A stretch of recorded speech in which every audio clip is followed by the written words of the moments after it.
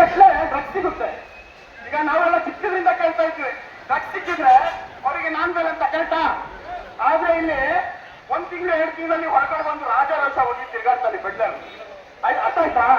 ಅದಕ್ಕೋಸ್ಕರ ಅವರಿಗೆ ನಾನ್ ಬೆಲ್ ಸೆಕ್ಷನ್ಗಳು ಹಾಕಿದಾರ. ನಾನ್ ಬೆಲ್ ಸೆಕ್ಷನ್ಗಳು ಹಾಕಿದ್ರೆ ಇವಾಗ ಹೊರಗಡೆ ಬರ್ತಾ ಇರ್ತಾರೆ ಸ್ನೇಹಿತರೆ ಅವರು.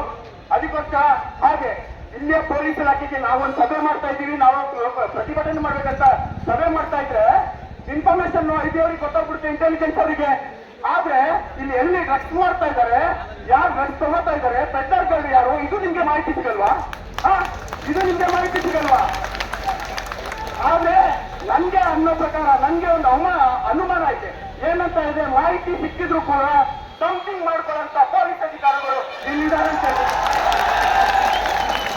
ಅದಕ್ಕೋಸ್ಕರ ನಾನು ಇಲ್ಲಿಯ ಎಸ್.ಪಿ. ಮೇಡಮ್ ಹಾಗೆ ಇಲ್ಲಿಯ ಜಿಲ್ಲಾಧಿಕಾರಿಗಳು ಯಾರಿದ್ದಾರೆ ಅವ್ರ ಹತ್ರ ಒಂದು ಮನವಿ ಮಾಡ್ಕೋತೀನಿ, ಕೈ ಮುಟ್ಟು ಮನವಿ ಮಾಡ್ಕೋತೀನಿ. ನಿಮ್ಮ ಕೆಳಹಂತದ ಸಿಬ್ಬಂದಿ ವರ್ಗ ಏನಿದ್ದಾರೆ ಅವರು ಸರಿಯಾಗಿ ಕಾರ್ಯ ಚಲಿಸ್ತಾ ಇದ್ದಾರ?